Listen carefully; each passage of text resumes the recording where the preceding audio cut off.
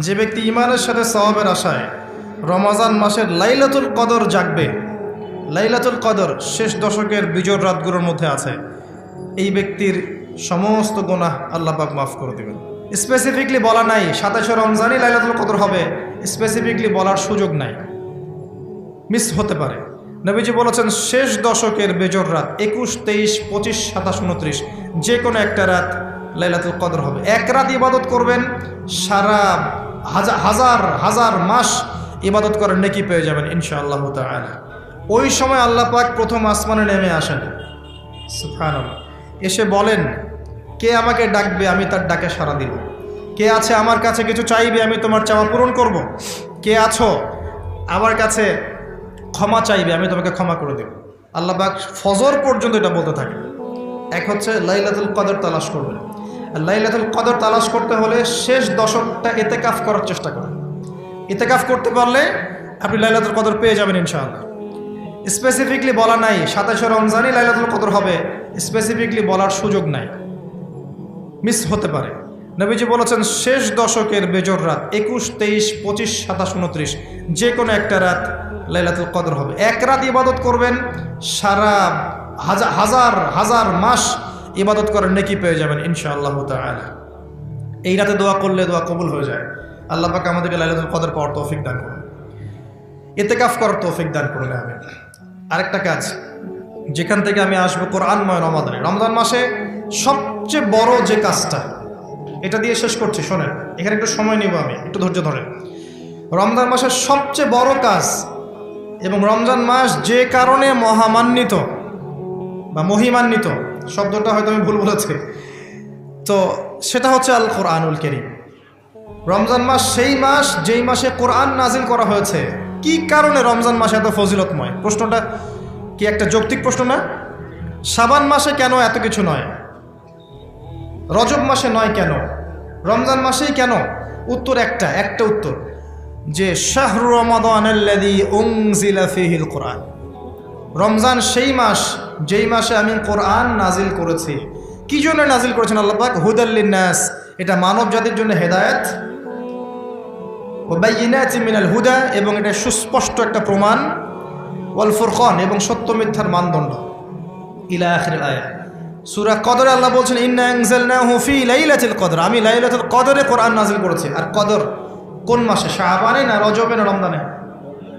তাহলে রমজান মাসে কোরআন নাজিল হয়েছে, প্রমাণ হলো। তো যেটা বলছিলাম, আমরা কিন্তু জানি খুব ভালো করে যে আমরা কি কি পাপ করেছি। এই পাপগুলোকে একটু খাতার মধ্যে লিস্ট করতে হবে, পারবেন? নিজের বড় বড় পাপগুলোকে খাতায় লিস্ট করতে পারবেন? পারা যাবে ইনশাআল্লাহ। ছোটোখাটো পাপের কথা বাদ দেন, ছোটোখাটো পাপ আল্লাহ পাক অজু করলে মাফ করে দেন। অজু করলে পাপ মাফ হয়ে যায়। নামাজের জন্য হেঁটে যাচ্ছেন, পাপ মাফ হয়ে যায়। আপনি এই যে আপনার পায়ের মধ্যে একটা কাটা ফুটেছে, পাপ মাফ হয়ে গেছে। আপনি জ্বর আসছে, আপনার গুনাহ মাফ হয়ে যাচ্ছে। আপনি মুসাফা করছেন আমার সাথে, আপনার গুনাহ ঝরে যাচ্ছে, আমার গুনাহ ঝরে যাচ্ছে। ছোটোখাটো পাপ মাফের অসংখ্য পদ্ধতি আছে, আল্লাহ পাক দিয়ে দিয়েছেন আমাদেরকে। কিন্তু কবিরা গুনাহ, বড় বড় কবিরা গুনাহ খাঁটি তওবা করা ছাড়া মাফ হবে না। আমি কি বুঝাতে পারছি? কবিরা গুনাহ খাঁটি তওবা না করলে মাফ হবে না। এই রমজানে আমাদের কবিরা গুনার লিস্ট আমাদেরকে করতে হবে, নিজের আমলনামার লিস্ট নিজেকে করতে হবে। এবং রমজানে রোজা রেখে সওমরত অবস্থায় আল্লাহকে বলতে হবে, আল্লাহ আমি অমুক পাপ করেছিলাম, আমাকে মাফ করে দাও। আল্লাহ আমি অমুক পাপ করেছি, আমাকে মাফ করে দাও। আল্লাহ আমি অমুক পাপ করেছি, আমাকে মাফ করে দাও। পারা যাবে ইনশাআল্লাহ। আল্লাহর জন্য এক মুহূর্তের ব্যাপার, আল্লাহ পাক আপনার সমস্ত পাপকে নেকি দিয়ে পরিবর্তন করে দিবেন ইনশাআল্লাহ, যদি মুখলেসভাবে আপনি তওবা করতে পারেন। আরেকটা বিষয় থেকে যায়, সেটা হলো মানুষের সাথে জড়িত হক।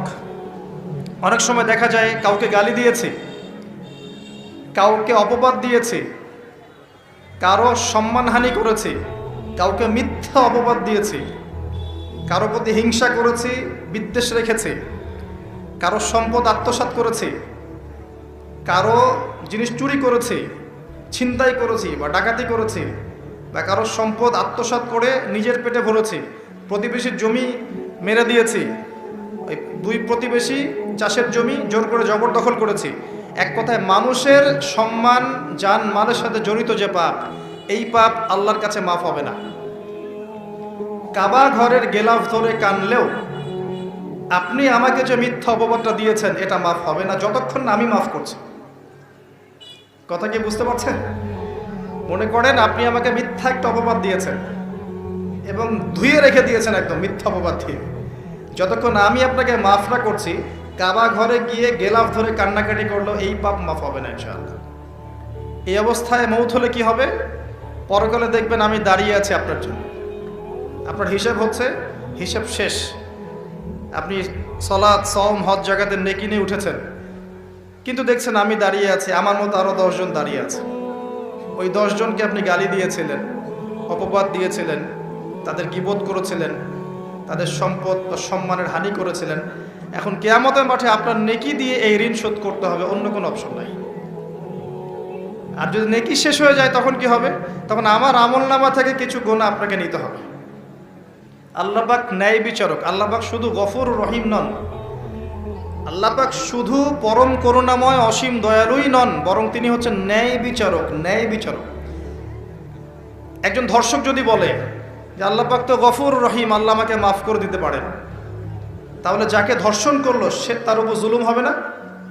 আল্লাহ পাক যদি ধর্ষককে মাফ করে দেন, তাহলে যাকে ধর্ষণ করা হয়েছে ওর প্রতি জুলুম হবে না? কথা বুঝতে পারছেন না?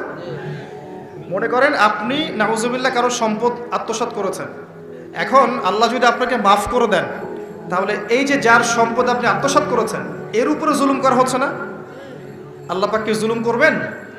এক জাররা পরিমাণ করবেন না। কিয়ামতের মাঠে নেকি দিয়ে তার এই ঋণ শোধ করতে হবে, অথবা তার গোনা আপনার কাঁধে নিয়ে জাহান্নামের পথে যেতেও হতে পারে। আল্লাহ পাক হেফাজত করবে। এই জন্য সবসময় সতর্ক থাকবেন আপনার যারা যেন মানুষের হক নষ্ট না হয়। মানুষ আপনাকে গালি দেখ, থাপ্পড় মারুক, জমি আত্মসাৎ করে ফেলুক, হক নষ্ট করুক, কি করে করুক, আপনি তারটা করতে চান না। যারা করছে আপনি লাভবান। আপনি কেমন করে লাভবান? আপনি অসংখ্য নেকি পাচ্ছেন, আপনি জানছেনও না। যেই আপনার বিরুদ্ধে মনে করেন আপনি নিষ্পাপ, আপনি মাজলুম, আপনি কোনো অন্যায় করেন নাই, আপনার বিরুদ্ধে জুলুম করা হচ্ছে, অপবাদ দেওয়া হচ্ছে, আপনাকে আন্ডারএস্টিমেট করা হচ্ছে, ইত্যাদি ইত্যাদি, আপনি বসে বসে নেকি পাচ্ছেন, বসে বসে নেকি পাচ্ছেন। এবং পরকালে কিয়ামতের মাঠে উঠে দেখবেন অসংখ্য নেকি অটোমেটিক আপনার আমলনামে চলে আসবে। তখন তারা আফসোস করবে দুনিয়াতে এই কাজগুলো না করে ভালো কিছু করলে ভালো হতো। যাই হোক, মানুষের সাথে জড়িত পাপ আল্লাহর কাছে মাফ হবে না। এই কারণে এই রমজান মাসে ওই লিস্টের মধ্যে থাকবে আমি কার কার ক্ষতি করেছি, থাকবেই। কিন্তু যতটুকু মনে পড়ে লিখে ফেলবেন, সুযোগ থাকলে সেটা ফেরত দিয়ে দিবেন। যদি সুযোগ না থাকে ক্ষমা চেয়ে নেবেন, যদি সেই সুযোগও না থাকে তার পরিবারের কাছে ক্ষমা চেয়ে নেবেন, যদি সেই সুযোগও না থাকে তার পক্ষ থেকে সদকা করে দিয়ে পারা যাবে ইনশাল্লাহ। সেই সুযোগও নাই, তাহলে হাতটা তুলে তার জন্য দোয়া করবেন, আল্লাহ আমি আমার অমুক ভাইকে মিথ্যা অপবাদ দিয়েছিলাম, আল্লাহ তুমি তাকে মাফ করে দিও। আশা করা যায় আপনার গুনাহ আল্লাহ মাফ করে দিবেন ইনশাআল্লাহ। আসুন, রমজানের প্রথম কাজ এইটা, গুনার লিস্ট করা। একটু ধৈর্য ধরে বসেন। আমি অনেক ক্লান্ত, অনেক লম্বা সফর করে আসছি, এই জন্য আস্তে আস্তে কথা বলছি আর কি। তবে ইনশাআল্লাহ আজকে আমরা রমজানটাকে কিভাবে কাটাবো এবং কোরআনময় করে কিভাবে কাটাবো, কিছু উপকারী কথা আপনাকে বলবো ইনশাআল্লাহ তাআলা। আল্লাহ পাক আমাদেরকে আমল করার তৌফিক দান করুন। প্রথম কাজ পাপের লিস্ট করা, তারপরের কাজ হচ্ছে তওবা করা। রমজানে আমরা তওবা করব যে আল্লাহ পাক আমি দুনিয়াতে যত পাপ করেছি, জানা অজানা, ছোট বড়, প্রকাশ্য গোপন, যত পাপ করেছি, যা আমি জানি যা আমি জানি না, যা তুমি আমার চেয়ে ভালো জানো, আল্লাহ মাফ করে দাও। পারা যাবে ইনশাআল্লাহ? খালি বলতে হবে আস্তাগফিরুল্লাহাল্লাযী লা ইলাহা ইল্লা হুয়াল হাইয়ুল কাইয়্যুম ওয়া আতুবু ইলাইহি, এটা পড়বেন। অথবা আল্লাহুম্মা আনতা রাব্বী লা ইলাহা ইল্লা আনতা খালাকতানি আনা আবদুক ওয়া আনা আলা আহদিক ওয়া ওয়া'দিকা মাস্তাতা'তু আউযু বিকা মিন শাররি মা সানা'তু আবুউ লাক বিনি'মাতিকা আলাইয়া ওয়া আবুউ বিযানবি ফাগফিরলি ফাইন্নাহু লা ইয়াগফিরু যুনুবা ইল্লা আনতা। পারা যাবে ইনশাআল্লাহ? হিসনুল মুসলিম, গুগল প্লে স্টোরে যান, একটা অ্যাপস আছে হিসনুল মুসলিম, একটা বই আছে, এটা কিনেন, সমস্ত দোয়া এখানে দেয়া আছে, দেখবেন আর পড়বেন, পকেটের মধ্যে রাখবেন, দেখবেন, পড়বেন। পড়া যাবে ইনশাআল্লাহ? ইনশাআল্লাহ। এরপরে তওবার পরে কি? তওবার পরে রমজান মাসের বাজার আগে করব।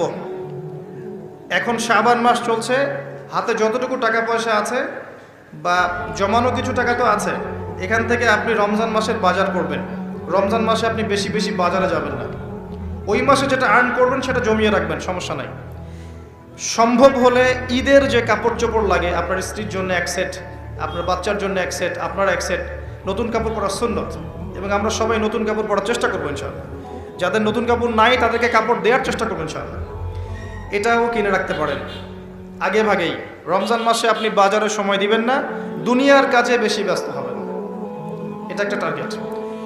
এরপর আপনি রমজান মাসে একটা প্রজেক্ট হাতে নেবেন যে আমার মতো বহু মুসলিম সমাজে আছে যাদের পুরো মাস চলার মতো টাকা পয়সা নাই, আছে না? সামাজিকভাবে হোক, মাদ্রাসার উদ্যোগে হোক, বা রাষ্ট্রীয়ভাবে হোক, যেভাবে হোক, এই গরিব মানুষদের লিস্ট করে বাসায় বাসায় অন্তত এক মাসের বাজার খরচ পৌঁছে দেওয়ার চেষ্টা করতে হবে। পারবেন? পারবেন না? এক মাসের বাজার কত টাকা লাগে? 2000, 3000। নিত্য প্রয়োজনীয় কথা বলছি, সব তো দিতে পারবেন না। 2-3 হাজার, 4000, এর মধ্যে সে চাল পাবে, ডাল পাবে, ছোলা বুট পাবে, তেল পাবে। বাই দ্য ওয়ে, তেলের দাম যে এখন কত আমি তো জানি না, আমি অবশ্য বাজারে চাই না, আমি জানি না দাম কত।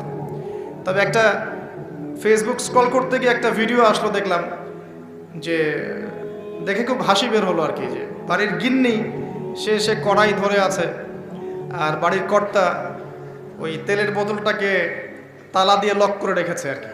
তো গিন্নি এসে বলছে আজকে রান্না করবো, তেল দাও। সে উঠলো, উঠে লক খুললো, লক খুলে যে কৌটাটা আছে, এই যে কৌটার মুখটাতে এক কর্ক তেল ঢেলে এই আপনার কড়াইতে দিল যে এটা দিয়ে আজকে চালাও। তো আল্লাহ পাক আমাদের এক শ্রেণীর অসৎ ব্যবসায়ীদেরকে হেদায়েত করুক, যারা কৃত্রিম সংকট তৈরি করে জিনিসপত্রের দাম বাড়ায়। আল্লাহ পাক এদেরকে হেদায়েত করুক, কঠিন শাস্তির আওতায় আনা উচিত। যদি এটা ওমর রাদিয়াল্লাহু আনহুর শাসন হতো, দেখতেন শাস্তি কাকে বলে, প্রকাশ্যে শাস্তি দিত তারা। যদি এটা ওমর রাদিয়াল্লাহু আনহুর যুগ হতো, তাহলে দেখতেন শাস্তি কাকে বলে।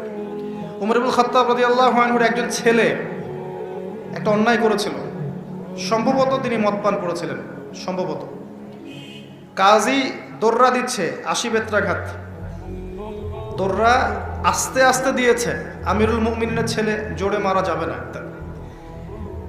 ওমর রাদিয়াল্লাহু আনহু নিজে উঠে গিয়ে সেই দোররা হাতে নিয়ে নিজে পিটানো শুরু করলেন। দোররা মারা শেষ হওয়ার আগেই ছেলে ডেড, স্পট ডেড। কথা কি বুঝতে পারছেন? এবার ছেলেকে দাফন করলেন, দাফন করে বাকি দোররা যে কটা বাকি ছিল, এই বাকি দোররাগুলো তার কবরের উপরে মারছে। মারার পরে আল্লাহকে বলছে, আল্লাহ আমাকে মাফ করে দিও, হয়তো আমি ন্যায় বিচার করতে পারলাম না। আমি কি বুঝাতে পারছি ভাই? এটা তার শাসন। এরকম শাসন আবার আসবে ইনশাআল্লাহ, মনে করবেন না যে আসবে না। যা দেখছেন সব কিছু থাকবে না, এগুলোর কিছুই থাকবে না। পুরো বিশ্বে যা দেখছেন, এই আমেরিকা, এই আপনার ইসরায়েল, এই রাশিয়া, এই যে চায়না, এই যে ন্যাটো, আপনার ইউনাইটেড নেশনস, যা দেখছেন সব কিছু ধ্বংস হয়ে যাবে ইনশাআল্লাহ। এটাই বাস্তব। কুদি আল আমর, লেখা হয়ে গেছে কোরআনে এবং সুন্নায়। এবং বাইতুল মাকদাস বা মাকদিস যে যাই বলেন, জেরুজালেম থেকে নবী ঈসা ইবনে মারিয়াম আবারও সেই রকম একটা শাসন চালু করবেন ইনশাআল্লাহ পৃথিবীতে। বিশ্বাস হচ্ছে না? দেখতে থাকেন সামনে কি হয়। পরাশক্তিগুলো ধ্বংস হয়ে যাবে। যাই হোক, আজকে ওই দিকে যাচ্ছি না, টপিক ওইটা না। যেটা বলছি, বাজার করে ফেলেন এবং প্রজেক্ট নেবেন। যারা দরিদ্র দুস্থ, এদের পরিবারে আমরা পার পরিবার একটা করে প্যাকেজ পাঠিয়ে দিব, যেখানে নিত্য প্রয়োজনীয় দ্রব্য থাকবে।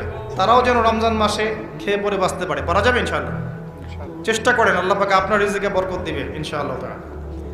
একটা হাদিসে আছে যে বান্দা যতক্ষণ অন্য ভাইয়ের সাহায্যে থাকে, আল্লাহ ততক্ষণ ওই বান্দার সাহায্যে থাকে। আর একজন মুসলিম ভাইয়ের প্রয়োজন পূরণ করতে যাওয়া, খালি হেঁটে হেঁটে যাওয়া, এটা মসজিদে নববীতে বসে 12 বছর ইতিকাফ করার চেয়ে বেশি নেকির কাজ। এগুলো আমরা হয়তো বুঝি না, মনে করি তার সাথে যাব, আমার তো সময় নষ্ট হচ্ছে। আপনি 12 বছর ইতিকাফের নেকি পাচ্ছেন, তাও যে কোনো মসজিদে না, নববী মসজিদে।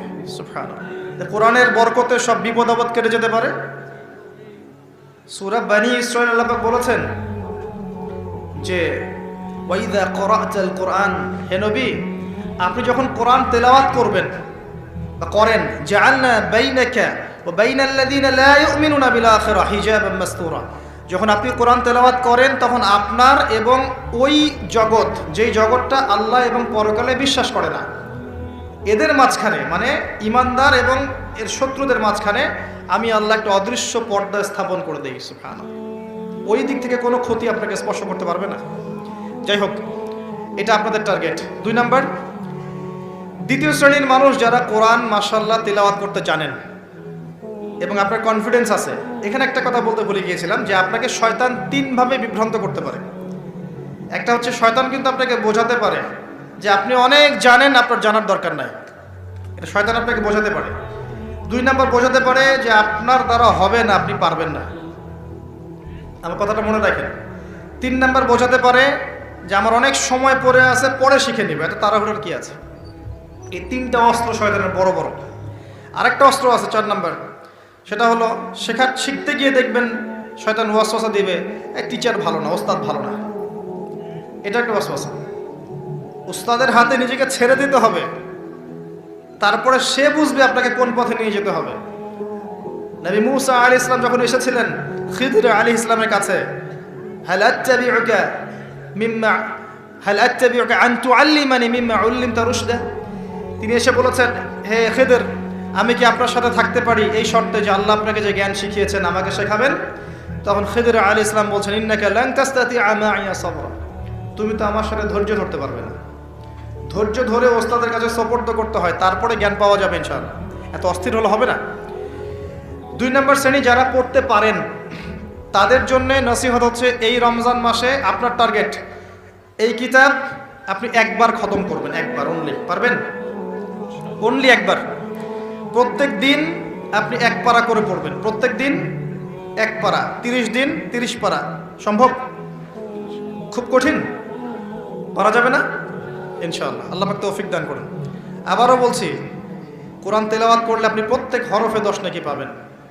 আপনি এই কোরআন আপনার পক্ষে সুপারিশ করবে, আপনি সম্মানিত ফেরেশতার সাথে হাসর করবেন। ইন্নাল্লাহা ইয়ারফাউ বিহাযাল কিতাবি আকওয়ামান ওয়া ইয়াদাউ বিহিল আখারিন। বহু সম্প্রদায়কে আল্লাহ পাক এই কোরআনের মাধ্যমে সম্মানিত করেন, অনেককে অপদস্থ করেন। হাফেজে কোরআনদেরকে বলা হবে, ইকরা ওয়ারতাক, তোমরা পড়ো, উঠতে থাকো। ফাইন্না মানজিলাতাক, তোমার আসন হবে, মঞ্জিল হবে, ইলা আখিরি আয়াতিন তাকরাউহা, তুমি যেখানে তেলাওয়াত করা থামবে সেখানে জান্নাতে ওই উচ্চ আসনে তোমাকে বসানো হবে। কেউ যদি 500টা আয়াত পড়ে 500 তলা বাড়ি দেওয়া হবে জান্নাতে। কেউ যদি 1000 আয়াত পড়তে পারে 1000 তলা বাড়ি দেওয়া হবে জান্নাতে ইনশাআল্লাহ তাআলা। জি, শেষ করছি আমরা একটু। আর কিছু নেকি আছে, যেমন আপনি যদি সূরা বাকারা পড়েন আপনার ঘরের মধ্যে শয়তান আসবে না ইনশাআল্লাহ, আপনার জীবনে বরকত হবে। আপনি আয়াতুল কুরসি পড়েন প্রত্যেক ফরজ নামাজের পরে, আপনার মৃত্যু ছাড়া জান্নাতে যাওয়ার কোনো বাধা নাই। সূরা মুলক পড়েন রাতের বেলা, এটা আপনাকে কবরের আযাব থেকে বাঁচাবে। সূরা কাহফ পড়েন প্রথম 10 আয়াত শেষ 10 আয়াত, আল্লাহ পাক আপনাকে দাজ্জালের ফিতনা থেকে বাঁচাবে ইনশাআল্লাহ। সূরা ইয়াসিন পড়েন, আপনার হাজত পূর্ণ হয়ে যেতে পারে ইনশাআল্লাহ তাআলা। আপনি সূরা বাকারার শেষের আয়াতগুলো পড়েন 3টা আয়াত, সারা রাত নফল নামাজের নেকি পাবেন। অনেক ফজিলত, এটা বলে শেষ করতে পারবো না, আমি গুটিয়ে নিচ্ছি। যারা কোরআন তেলাওয়াত করতে পারেন তাদের জন্য কোরআনময় রমাদান হচ্ছে, আপনারা কোরআন 1 পারা করে পার ডে পড়বেন, একবার খতম দিবেন। পারা যাবে? আল্লাহ পাক তৌফিক দান করুন। 3 নাম্বার, তারা যারা হাফেজে কোরআন তাদের টাস্ক হচ্ছে এই কোরআন রমাজান মাসে পুরোটা আবার হিফসের চর্চা করবেন। অনেক সময় ইয়াদদাশ কমে যায় না, অনেক আয়াত আমরা ভুলে যাই না। হাফেজদের প্রতি নসিহত হচ্ছে এই মাসে আপনি পুরো কোরআনটাকে আবার রিগেইন করবেন, রিভাইজ করবেন, চর্চা করবেন, আবার আগের জায়গায় ফিরিয়ে নিয়ে আসবেন। পারবেন ইনশাআল্লাহ? আল্লাহ তৌফিক দান করুন। এবং সম্ভব হলে তারাবির নামাজ পড়ান। যারা তারাবির নামাজ পড়ায় তারা সৌভাগ্যবান, তারা পুরো কোরআনটা হিফজ করার সুযোগটা পেয়ে যায়। আল্লাহ পাক তাদেরকে তৌফিক দান করুন। এখানে একটা কথা বলবো আমি 1 মিনিটে, যে ইমাম খতিব মুয়াজ্জিন যারা আছেন তাদের ভালো ভাতার ব্যবস্থা করবেন, তাদের পরিবারের ভরণ পোষণের জন্য ভালো অঙ্কের ভাতার ব্যবস্থা করবেন। সব কিছুর দাম বাড়বে, তাদের ভাতা বাড়বে না, এটা হতে পারে না। তাদের জন্য, তাদের পক্ষে যদি কথা বলার কেউ না থাকে, আমি কথা বলছি, তাদের জন্যে আপনি ভালো অঙ্কের ভাতার ব্যবস্থা করবেন, তাদেরকে যেন পরিবার নিয়ে টেনশন করতে না হয়। নামাজ পড়াবেন, তারাবি পড়াবেন, খুতবা দিবেন, দিনের প্রচার করবেন, আপনি তার পরিবারের দায়িত্ব নিয়ে নেবেন। পারবেন? এটা করতে না পারলে তো আল কোরআন আলো ঘরে ঘরে জ্বলবে না। কোরআনওয়ালা মানুষের যদি সমস্যা থাকে তাহলে কোরআনের কথা কে বলবে? কে নামাজ পড়াবে আর কে আপনাকে তারাবি পড়াবে? তারা অনেক মাজলুম এবং অসহায়, তারা মুখ ফুটে অনেক কথা বলতে পারে না, তাদের পক্ষে কথা বলার মানুষ খুব কম। তাদেরকে ভালো অঙ্কের অনারিয়ামের ব্যবস্থা করবেন, এটা করা উচিত আমাদের সবার। একটি ইমামের বেতন 5,000 10,000 টাকা, কিভাবে সংসার চলবে? সংসার চলতে পারে না। আল্লাহ পাক তাদেরকে প্রশস্ত রিজিকের ব্যবস্থা করুন, আমিন। আমাদের মানসিকতা পরিবর্তন করুন, আমিন। হাফেজ কোরআনদের জন্য এই টাস্ক, আপনারা পুরো কোরআন হিফজ করবেন, চর্চা করবেন এই রমজান মাসে। তারপরে আর 2-3টা বলে শেষ করছি। যারা কোরআন আমরা অর্থ জানি, টুকটাক অর্থ জানি, আমাদের কাজ হচ্ছে এই রমজান মাসে কোরআনের ব্যাকরণগুলোকে ঝালাই করা, আরবি ভাষাটাকে একটু ঝালাই করা, এবং বিশুদ্ধ তাফসিরকে নিয়ে পুরো কোরআন A to Z পুরো কোরআন 1 মাসের মধ্যে অর্থসহ পড়া। পারবো ইনশাল্লাহ? যারা আমরা অর্থসহ পড়তে আগ্রহী বা টুকটাক আরবি ব্যাকরণ ভাষা জানি, তাদের উপর দায়িত্ব হচ্ছে এই রমজান মাসে পুরো কোরআনটা অর্থসহ পড়ার চেষ্টা করা। আল্লাহ পাক আমাকে আপনাদের সবাইকে তৌফিক দান করুন। এখানে আমি একটা সহজ কথা বলছি, শোনেন। আল কোরআনুল কারীমের মধ্যে 600টা পৃষ্ঠা আছে। কয়টা পৃষ্ঠা? এই কিতাবের মধ্যে 600 পৃষ্ঠা আছে। প্রত্যেক 20 পৃষ্ঠায় একটা করে পারা শেষ হয়, এবং প্রত্যেকটা পৃষ্ঠায় আপনি 15টা করে লাইন পাবেন। 15টা করে লাইন পাবেন। প্রত্যেকটা লাইনে আপনি গড়ে 9টা করে শব্দ পাবেন। 9টা শব্দ। কোনো লাইনে 10টা থাকতে পারে, কোনো লাইনে 8টা থাকতে পারে। গড়ে 10টা শব্দ, 9টা শব্দ থাকবে। এবং এক পৃষ্ঠায় 135 থেকে 140টা শব্দ থাকে। কথা কি বুঝতে পারছেন? এভাবে হিসাব করলে দেখা যায় যে এই 600 পৃষ্ঠার কিতাবের মধ্যে সব মিলিয়ে শব্দ আছে 77,800টা। কতটা? 77,800টা, অ্যাপ্রক্সিমেটলি 78,000 শব্দ। কিন্তু সুসংবাদ হচ্ছে এই সমস্ত শব্দগুলোই নতুন নতুন শব্দ নয়, বরং এই শব্দগুলো বের হয়েছে মাত্র 4,500 শব্দ থেকে। সুবহানাল্লাহ, চিন্তা করতে পারেন? মাত্র 4,500 শব্দ থেকে এই সমস্ত শব্দগুলো বের হয়েছে। এই শব্দগুলো আবার 3 ভাগে বিভক্ত। একগুলো হচ্ছে নাউন্স বা বিশেষ্য বা ইসম, একগুলো হচ্ছে ফেল বা ক্রিয়া, একগুলো আছে হরফ বা প্রিপোজিশন বা অব্যয়, এই টাইপের। এর মধ্যে মাত্র 200 থেকে 300টা মাজদার যদি আপনি জানেন, এবং একটা শব্দ থেকে অনেকগুলো শব্দ তৈরি করার এই ব্যাকরণের টেকনিকটা যদি শিখতে পারেন, আপনি ইনশাআল্লাহ তাআলা অল্প সময়ের মধ্যেই দেখবেন আল কোরআনের মিনিমাম অর্ধেক অর্থ আপনি বুঝতে পারছেন। এটা এত সহজ, আলহামদুলিল্লাহ। অনেকে বলবেন যে এটা তাকে শুনি নাই। নতুন নতুন মেথড আসছে না? FM মেথড, এই মেথড, সেই মেথড আসছে না? আরবি ভাষা নিয়েও চর্চা হয়, মেথড বের হয়। আরবি ভাষা নিয়ে, কোরআন নিয়ে অনেক গবেষণা চলছে, এবং নতুন নতুন অনেক কোর্স এবং বই লঞ্চ হচ্ছে। এগুলো ঘাটাঘাটি করেন, আপনি দেখবেন যে কোরআনটাকে আল্লাহ পাক সহজ করেছেন। আল্লাহ পাক এটাই বলেছেন, ওয়ালাকাদ ইয়াসসারনাল কোরআনা লিযিকরি ফাহাল মিন মুদ্দাকির। কোরআনকে আমি বোঝার জন্য সহজ করেছি, কেউ কি আছো উপদেশ গ্রহণকারী? আপনি এই ব্যাকরণগুলো শেখেন। আমি একটা ওয়েবসাইটের নাম বলে দিচ্ছি, www.understandquran.com। দেখেন, এখানে সব ভিডিওসগুলো দেওয়া আছে। সময় নিয়ে খালি দেখেন। ইংরেজি ভাষায় দেওয়া আছে, উর্দু ভাষায় দেওয়া আছে। আপনি বুঝবেন, সহজ উর্দু, সহজ ইংরেজি, আপনি পারবেন ইনশাআল্লাহ তাআলা। একটু সময় দেন, 6টা মাস, 1টা বছর সময় দেন, আপনি ইনশাআল্লাহ আল কোরআনের মিনিমাম 60 থেকে 70% অর্থ করতে পারবেন ইনশাআল্লাহ তাআলা। বাকি যেগুলো পারবেন না, সেগুলো একটু কঠিন, সেগুলো আপনাকে আরও উচ্চ লেভেলের বই পড়তে হবে, আলেম ওলামার কাছে গিয়ে পড়ে থাকতে হবে, গ্রামার শিখতে হবে, ব্যাকরণগুলো শিখতে হবে। আস্তে আস্তে আস্তে আপনি পারবেন ইনশাআল্লাহ। শুধু সূরা ফাতিহাতে যে কয়টা শব্দ আছে, 19টা 20টার মতো শব্দ থাকতে পারে। এই শব্দগুলো কোরআনে ঘুরে ঘুরে এসেছে প্রায় 7,800 বার। কতবার? 7,800 বার। এই শব্দগুলো আলহামদুলিল্লাহি মালিক আর রহমান আর রহিম ইয়াকা ওয়া না'বুদু নাস্তাঈন, এই শব্দগুলো ঘুরে ঘুরে কোরআনে এসেছে প্রায় 7,800 বার।